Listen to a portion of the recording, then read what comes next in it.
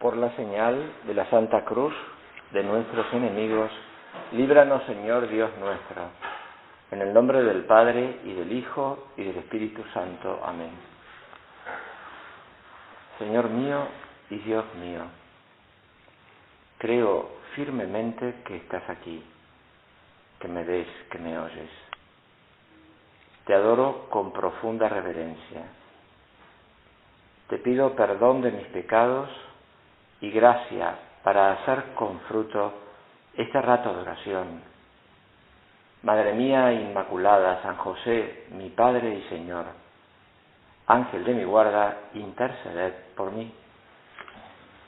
Dice el Catecismo de la Iglesia Católica. Empezamos ahora la parte central de este retiro, que es Jesucristo y la vida de Cristo, camino, verdad y vida. Descubriéndole a Él tenemos todo. Dice el Catecismo en el número 456, es fácil. ¿Por qué el Verbo se hizo carne?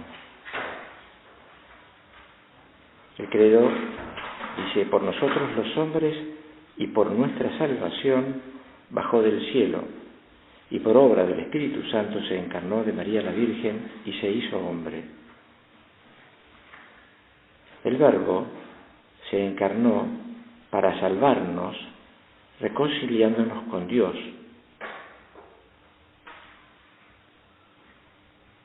Otra idea que da el Catecismo: el Verbo se encarnó para que nosotros conociésemos así el amor de Dios. En esto se manifestó la carta de San Juan, el amor que Dios nos tiene, en que Dios envió al mundo a su Hijo único para que vivamos por medio de Él. Otra idea: el Verbo se encarnó para ser nuestro modelo de santidad. Tomad sobre vosotros mi yugo y aprended de mí. Yo soy el camino, la verdad y la vida. Nadie va al Padre sino por mí. El Verbo, otra idea más, se encarnó para hacernos partícipes de la naturaleza divina, porque tal es la razón por la que el Verbo se hizo hombre y el Hijo de Dios, Hijo del hombre, para que el hombre, al entrar en comunión con el Verbo y al recibir así la filiación divina, se convirtiera en Hijo de Dios. ¿Por qué se hizo carne el Verbo, la segunda persona de la Trinidad? Podríamos resumir todo esto, que es porque nos amó, porque nos ama, pero también para que lo amemos, porque es ahí está nuestra felicidad, descubrir a Jesús y tratarlo. No basta con conocerlo, tenemos que quererlo, tenemos que tratarlo de verdad. En una entrevista que le hicieron en Argentina al padre Ramiro Cantalamessa, que es el predicador de la Casa Pontificia desde hace más de 25 años, con Juan Pablo II y ahora con Benedicto XVI, le preguntaban, haciendo referencia a como en condiciones de entender, a mediados, en la segunda mitad del siglo pasado, había tomado mucho cuerpo, equivocadamente, pero había tomado cuerpo, una línea en la teología que hablaba de la muerte de Dios. Fíjate qué línea de teología, que había muerto el Padre, digamos, ¿no? Entonces, dice, así como hace medio siglo se hablaba del olvido de Dios, hace referencia a eso, ¿ahora se podría hablar de un olvido de Cristo? Sí. Es verdad que en un tiempo se hablaba de la muerte del Padre y se exaltaba a Cristo, y hoy se tiene que hablar de una muerte o de un olvido de Cristo. Entre nosotros hemos intentado prescindir de Cristo. Hay un desconocimiento de Él. En cierta forma, Jesús tiene mucha popularidad en la cultura actual, aparece en películas, en obras de teatro. Se habla mucho de Él en los espectáculos y las novelas, Pero si miramos el ámbito de la fe, que es el propio de Cristo, notamos una ausencia espantosa. También en la Iglesia, sí. En el diálogo entre fe y filosofía Jesús está prácticamente ausente.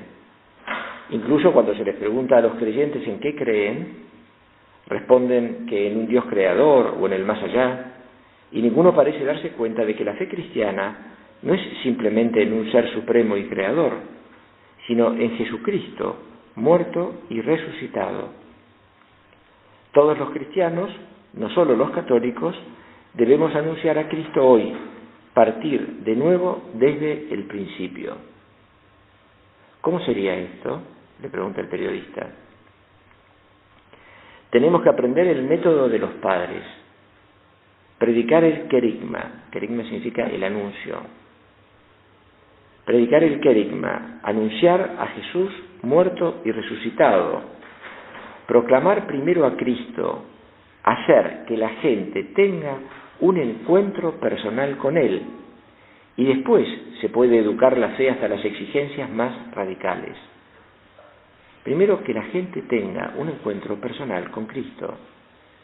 De allí la importancia que nosotros seamos otros Cristos, que demos testimonio con nuestra coherencia de vida de lo que es ser Cristo, y que además ayudemos a la gente a rezar, enseñándoles a rezar, aprendiéndolo cada vez mejor nosotros.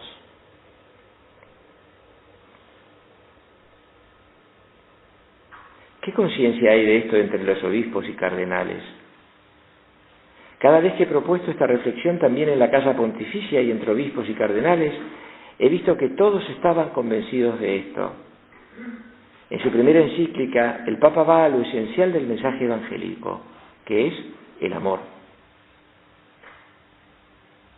Porque incluso la muerte y resurrección de Cristo son las pruebas de que Dios nos ama. La insistencia en la belleza y la alegría de la vocación cristiana, otra vez va saliendo el tema que sacábamos en la primera meditación, de la belleza, el pulcrum, así como el verum, el bonum, la verdad, la bondad, también está la belleza, que es lo que hay que resaltar. La insistencia en la belleza y la alegría de la vocación cristiana va dirigida a que el cristiano se dé cuenta de Jesús. Entre paréntesis, San José María decía que no podemos hablar de santidad a nuestros amigos y conocidos si primero no los hacemos felices. La insistencia en la belleza y la alegría de la vocación cristiana va dirigida a que el cristiano se dé cuenta de Jesús. Es una cuestión de fe y no solamente de disciplina y moral.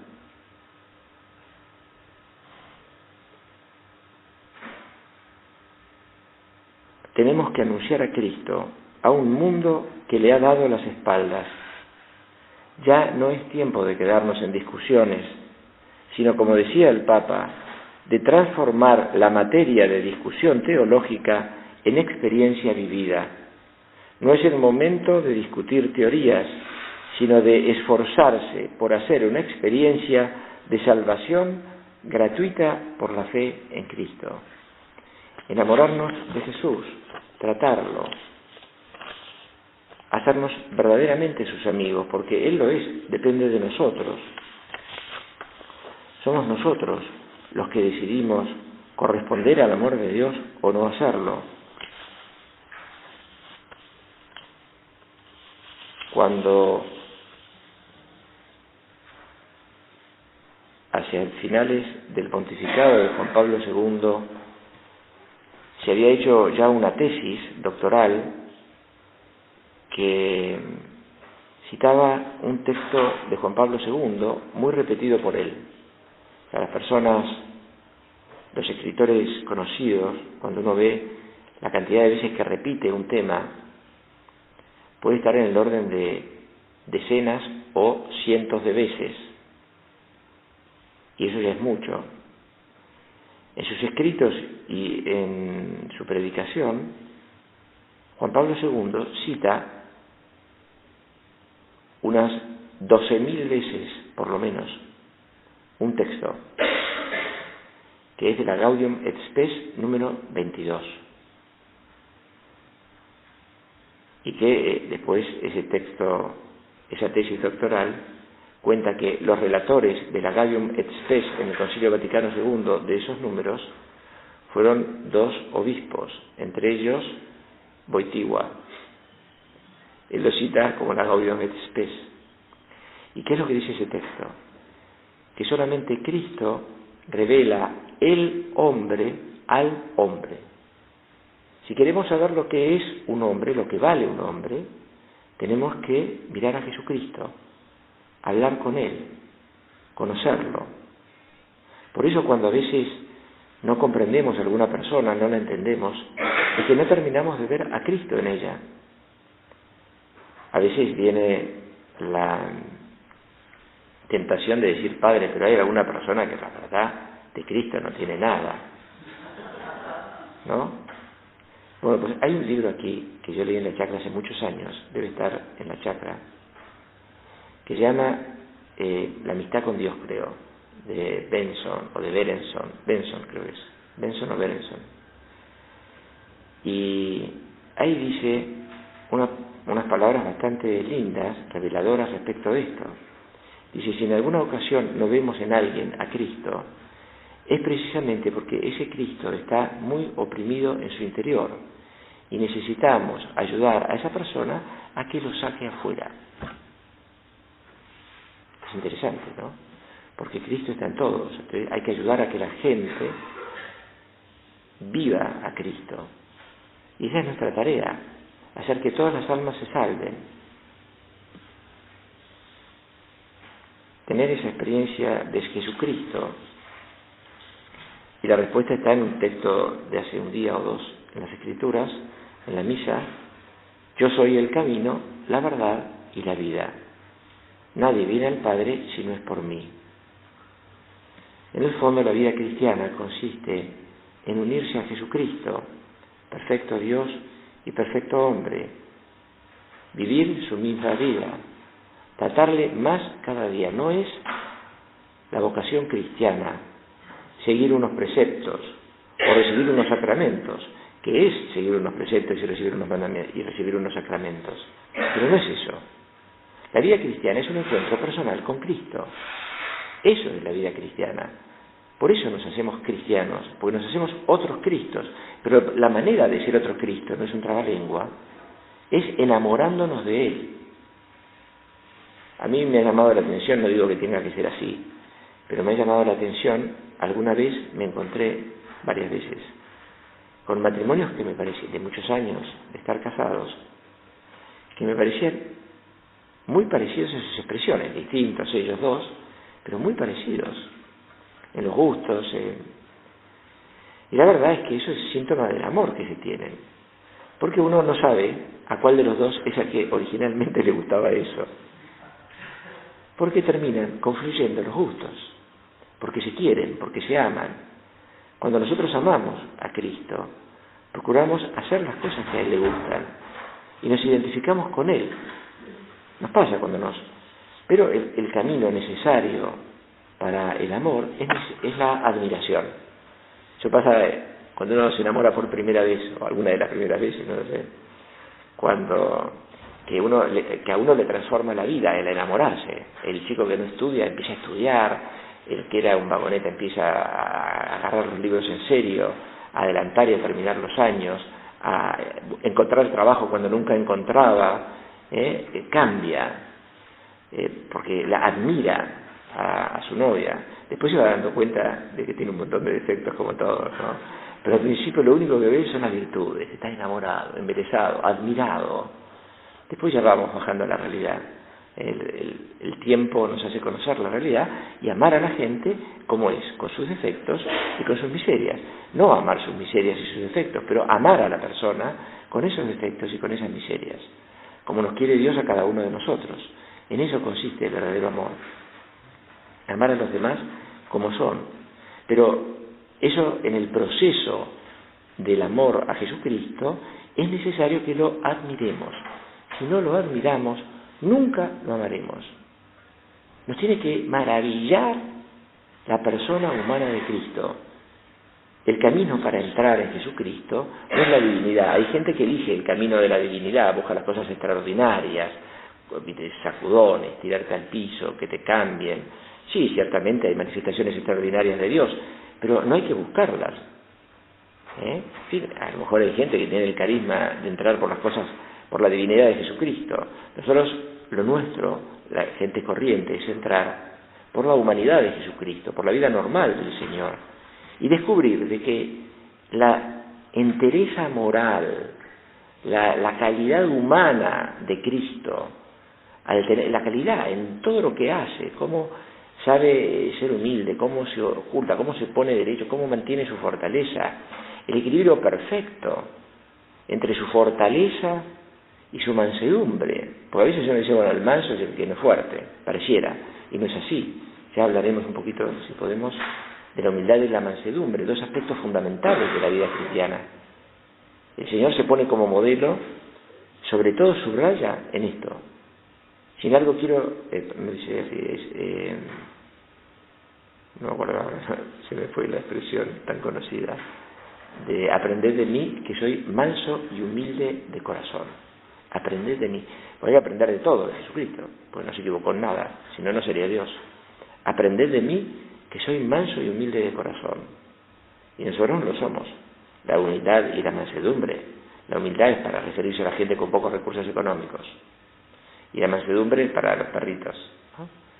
Y sin embargo, en eso tenemos ese modelo Jesucristo. Y en eso tenemos que imitarle. Qué lejos que está la humildad y la mansedumbre de nuestras vidas, Y sin embargo, son dos aspectos importantísimos si queremos parecernos a Él. Pues descubrir ese tamaño humano de Jesucristo, ¿no? Esa grandeza. Quizás ustedes lo tenían en otra dimensión cuando eran chicas, bueno, algunas hace poco que han dejado de ser chicas, pero me acuerdo cuando éramos chicos nosotros, los varones, había dos colecciones en casa, aparte de otros libros, ¿no? Pero en el cuarto de las chicas estaba siempre había libros de todo tipo, pero había una colección verde, que era Sisi, Emperatriz, no me acuerdo, varias de esas que tenían millones de esos, todos con dibujitos. En cambio los hombres teníamos la colección, ahora no me hace bien el nombre, esa amarilla, ¿no? Que teníamos, ¿cómo? Robin Hood, estaba el tigre de la Malaya, estaban todos ellos, Sandokan, y había algunos que eran espectaculares, Alejandro Magno, unas cosas increíbles donde uno le encantaba a esos tipos, los admiraba, qué tipo valeroso, qué tipo quemar las naves, todas estas cosas que nos impresionaban y nos hacían tener nuestra galería de grandes. Bueno, en esa galería de grandes, el primero tiene que ser Jesucristo, porque nos maraville, nos admire darnos cuenta de la calidad, la sensibilidad que tenía, la preocupación por sus amigos, lloraba por sus amigos, la fortaleza para decir las cosas que tenía, para remover a la gente, el manejo perfecto de las cosas. Cuando uno dice, bueno, pero cuando Jesús echó a los latigazos del templo, acá algo se le plantó algo a Jesucristo. No se le plantó nada. Era una reacción airada, necesaria para la conversión de los demás. Pero no produjo ningún daño a nadie. Nosotros, en cambio, cuando reaccionamos, lo primero que buscamos es dañar, y lo logramos. Sin embargo, Jesucristo no buscó dañar en ningún momento. Si lees los textos bien, detalladamente, te das cuenta que lo que hizo fue con sogas pegarle a los animales. No le marcaba ni el cuero a los animales con la soga. No dañaba nada. Después, ¿qué hizo con las monedas? Las tiró al piso, no se las guardó, o le dijo a los pobres, vengan, junten, esto es para ustedes. Tampoco lo hizo. ¿Y qué hizo con las palomas que estaban en la jaula? Como lo del WWF, como se dice en Italia, WWF, lo del World Wildlife, ¿no? Foundation. Y soltó, abrió las jaulas de los pájaros para que volaran, ¿no? Le dijo, llevaos las palomas de aquí. No les produce ningún daño, ninguno, pero lo que busca es que ellos cambien. Es impresionante eso, porque nosotros muchas veces nuestras reacciones airadas no son pensadas ni buscan la santidad del otro, buscan la catarsis, como dicen algunos. Para eso comprate un punching ball, ponerlo en tu casa y pegale cuando tengas ganas de hacer catarsis, pero no dañes a los demás. Descubrir esa grandeza de Cristo, esa galería de los grandes, el milagro moral, porque puede ser personas que tengan la valentía que tuvo Jesucristo, que tengan la humildad de Jesucristo, pero que tengan todas en esa perfecta armonía de Jesucristo, ¿no? Así lo admiraremos y lo podremos amar. Por eso es tan importante las Escrituras, son tan importantes las Escrituras, leerlas como un personaje más, meternos. El Papa, en ese documento del otro año, que se llama Verbum Domini, una exhortación apostólica, la palabra del Señor, te recomiendo cuando puedas que lo leas, porque desde la palabra del Señor, desde las Escrituras, hace además un análisis de toda la situación actual. Es llamativo porque está hablando de la palabra del Señor y te ayuda a entender el mundo con la palabra del Señor. En un momento cita lo que se llama la lectio divina, el modo de hacer la lectio divina, que está presente en toda la historia. Si vos agarrás, por ejemplo, Vida de oración o Hacia la santidad de San José María, en un párrafo te define la lectio divina, con palabras sencillas y ordinarias. El Papa ahí las enuncia como están previstas. La primera dice la lectio, que es leer. ¿Cómo hacemos para leer las Escrituras? O sea, la lectura espiritual es lectura espiritual. La lectura del Evangelio es una lectura meditada, no es lectura meditada. Y la oración no es ni lectura meditada, sino que es hablar con Dios. En las Escrituras el Señor nos habla a nosotros. En la oración nosotros le hablamos al Señor. También el Señor nos habla. Entonces, la lección divina, ¿cómo se hace? Leemos las Escrituras, ¿qué dice las Escrituras? Primero, punto número 1, ¿qué dice? ¿Entendemos lo que dice? Sí. Punto número 2, ¿qué me dice la Escritura? Punto número 3, ¿qué me dice el Señor? ¿Qué le digo yo al Señor? Y el Papa añade un quinto punto, que es la acción, cómo lo pongo por obra. O sea, el modo de hacer, por eso San José María sugería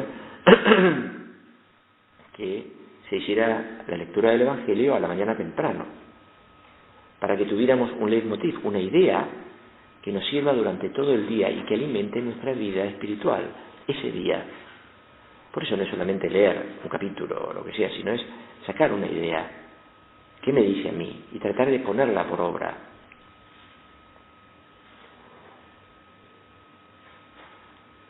Para descubrir al Señor, para admirar al Señor, para amar al Señor, nos da el camino que podemos recorrer San José María. Una vez más, en el prefacio, en la introducción del libro Santo Rosario, dice más o menos así: el principio del camino que tiene como fin la completa locura por Jesús es un confiado amor a María Santísima.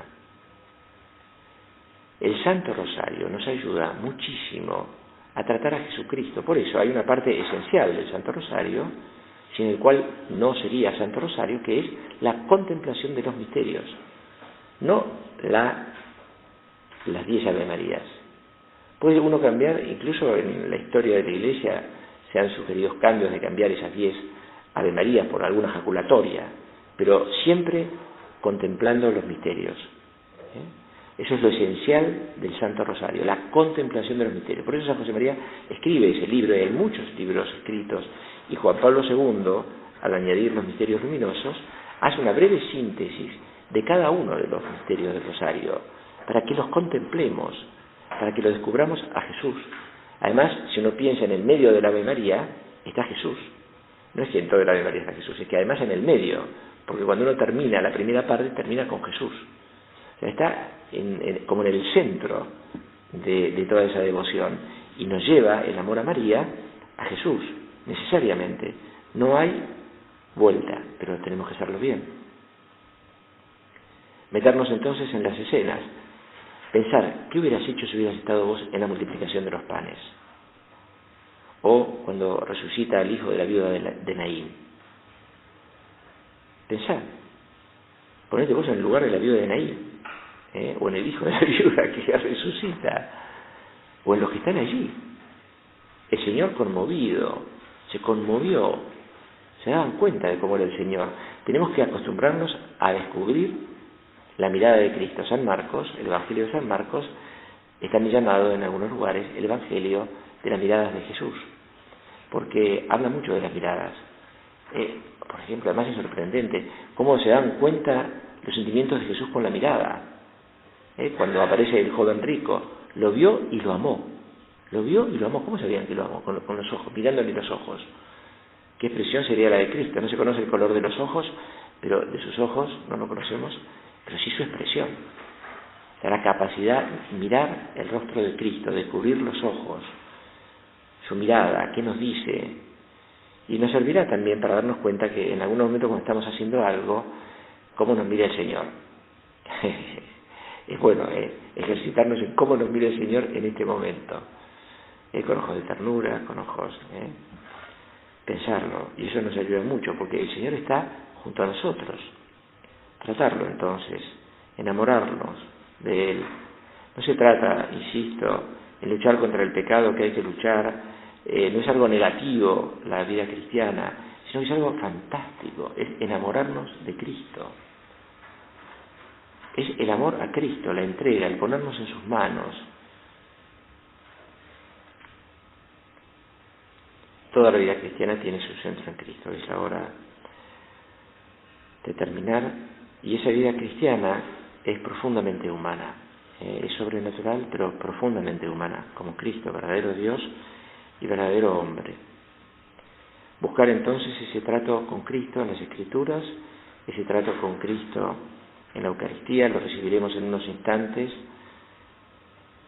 y aprovechar para decirle: Señor, estoy helada, quiero enamorarme de vos, quiero descubrirte, quiero conocerte, quiero encontrarte en los que me rodean, quiero amarte en los que están a mi alrededor, porque sé que estás allí.